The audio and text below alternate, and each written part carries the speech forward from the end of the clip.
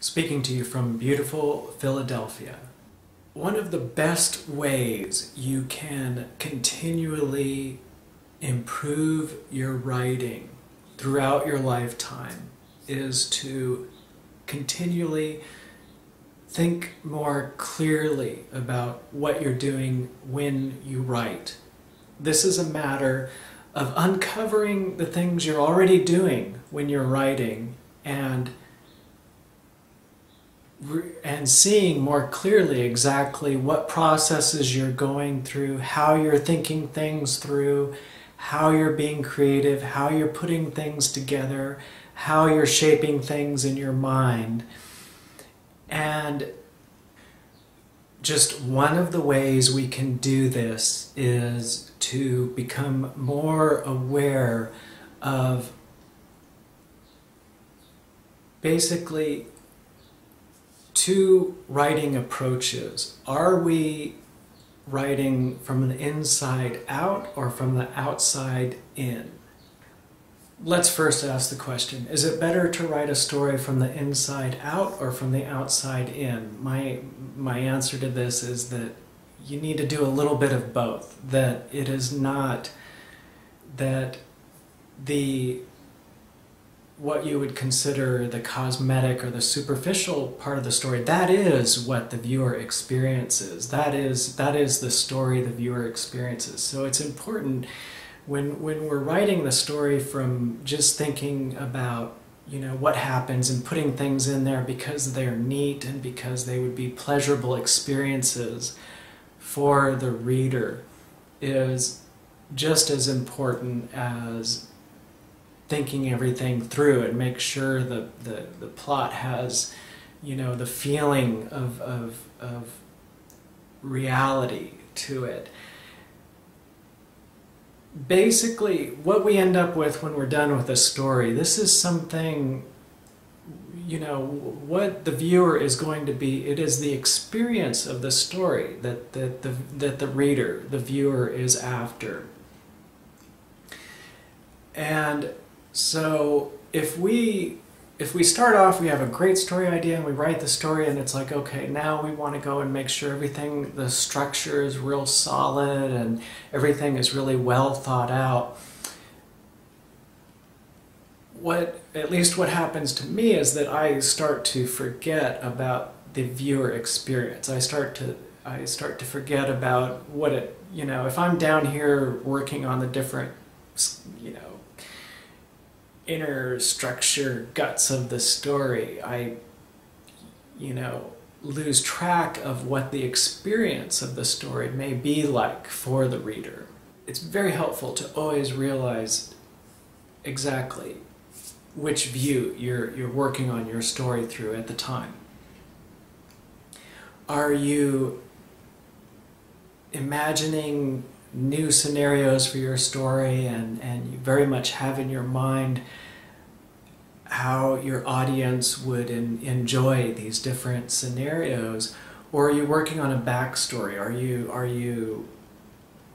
Are you getting into the intricate reasons why your characters do what they do? If you have one character that, you know, ends up driving a car across the country, what are the different reasons? What happens to their work? What happens to their home life? What is happening in the place that they live? Is there a drought? You know, all these different things. And you can get very creative and this can be very important work that the viewer will never see.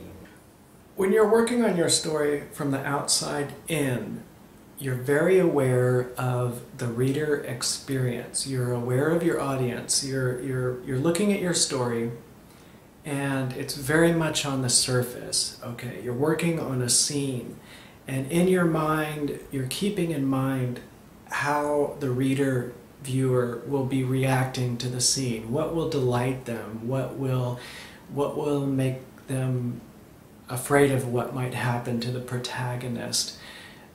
What interesting details and funny things your characters say. And working on exactly what is going to go in the finished story, you gradually work back to, well, why does that happen? If that individual showed up, had they been there the whole time, or are they a brand new character? If you have, you know, someone who attacks your protagonist, why, how would they benefit from doing that? So you can see how you're working from the outside in. You're going towards cause and effect. You're going towards the reasoning behind the things that happen in the story. But you're still very much keeping in mind the user experience. You're very much keeping in mind that a story, when it's done, what it is to the reader is just basically the experience of a story. It's what they experience when they read your story. That at the end, when you're done with it, that's what it will all be all about.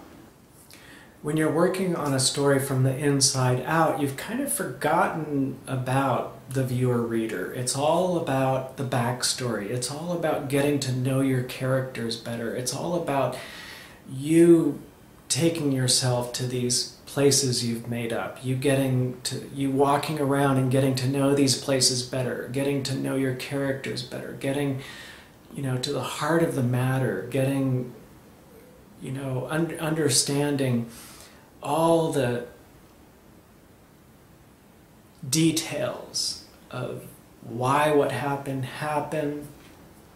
finding things out about this imagined place where the story takes place, finding out all these different little details, most of which won't end up in the story, but overall will flavor the story and make sure there's consistency. Do they live there permanently, or are they invaders? You know, you can't have them living there permanently in the first part of the story, but then just passing through in the third part of the story. And on the other hand, if the characters in the story are like best friends to you, if they're like if they feel as real to you as the people you know, the people you know the most in your life, then those are the characters that are just going to have the most impact on your reader. So working on the backstory, working on the drawing maps of the area. Here's how I know which mode I'm working in. I have, for a story, I have the actual chapters of the story I'm working on, but then I have other documents. These are, I think of these as the outside documents, and these are the backstories, and these are the character sketches, and these are the things that happen behind the scene. If a character shows up, where were they between chapter 1 and chapter 8? Get some idea what was going on with them. You know, even though the story may not involve where characters work, what kind of, you know, how do they feed themselves? Where do they sleep at night? You know, what is, each character has a life, and working on the story itself is really a matter of putting in and taking out major chunks of the story. These entire scenes get taken out and new ones tried out, and then a week later I'll think about that, and I'm thinking, well, the viewer would, you know, I can, you know, what am I really doing with this scene? Okay, if this scene is just about foreshadowing the possibilities of what could happen in the story, it opens up options to me. Well, if I, you know, what if I found a different things, I could make up different things that happen in the story that would more convincingly foreshadow what I want to foreshadow. So I am changing the storyline, but I'm still working towards the same purpose of what's going to happen in the story. It makes writing easier to decide, am I going to be working on the surface level cosmetic side of the story, or am I going to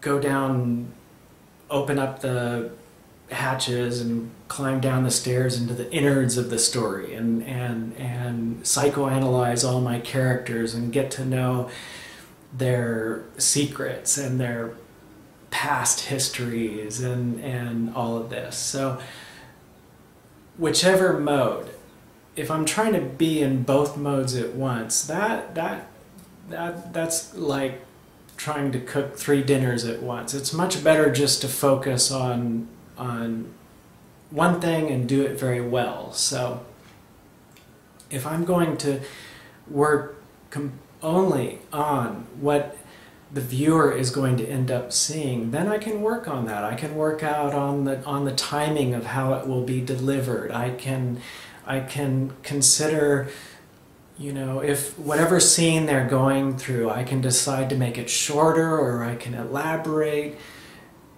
You know, I have my choice. And then, but I'm doing that after I was in a mode where I had totally forgotten about the reader, viewer. I was not looking at all about what actually happened in the story.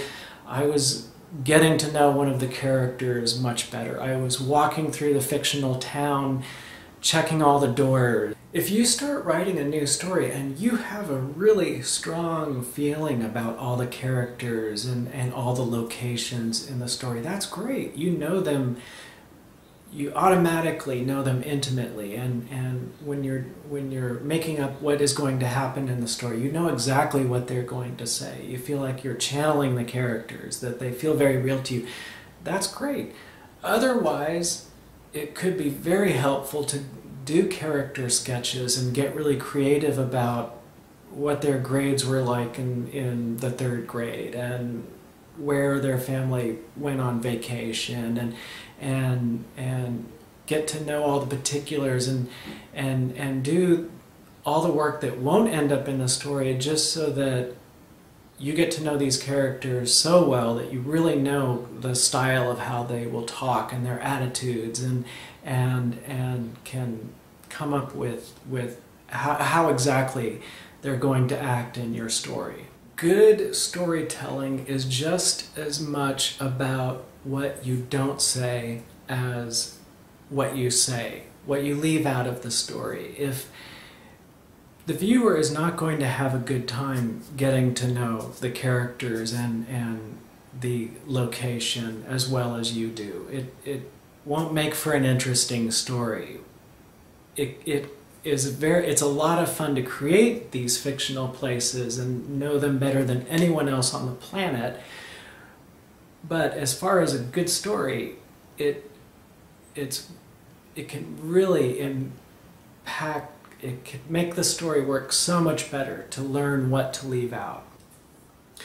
So if you're working on what's going to actually go in the story and you get some great creative ideas about, you know, something about what happened to your character a year before the story even started, you can leave the in-story documents and go to the outside documents and put that new information down. You can put it in a character history, in a backstory, a character sketch, and you have it in your mind and it does inform the story, but it isn't actually in the story. At the end of the day, what we are trying to do, we are trying to do 2 things. We are trying to delight the reader with the actual experience of the story, and we're also trying to bring our story to a certain level of quality that comes from knowing our characters intimately, that comes from having a very solid understanding of that fictional place, and a sense of reality, a sense that what happens in the story happens for a reason. And so the stakes involved in the story, the reader does feel worried and concerned about what the outcome will be, because they get the feeling that what happens is for real. That there are certain qualities to good stories that come from all that work that will never show up in a story. But understanding how important it is to bring stories to a certain quality, do not forget that creative, doing things just for fun, just because of the idea of a magical place, the intrigue. Oh, wouldn't it be neat if someone were in this situation where, oh, what if this happened? And that sort of, that real, just for the enjoyment of imagining and dreaming, that is just as important. So when we get in that creative mode, it's fun to challenge ourselves. Can we imagine something that will intrigue a reader? Can we come up with something fantastical and out of the ordinary that will get the reader's attention and make them want to find out more what happens in the story? And also, can we create this rich virtual environment that will captivate the reader and put them under our spell? And I hope this was helpful. If you want to add to the conversation, please leave a comment. Questions are welcome. The reason you're watching this video today, the biggest reason you're watching this video today, is because people have left comments and encouraged me to make more. If you like my videos, please like, subscribe, leave a comment, tell a friend. Please take the time to go check out my illustrated storytelling at solomation.com. Put in episodes, video format. I'd greatly appreciate it. Bizarre, alternate reality fiction. I hope your current creative projects are going well, and have a good day.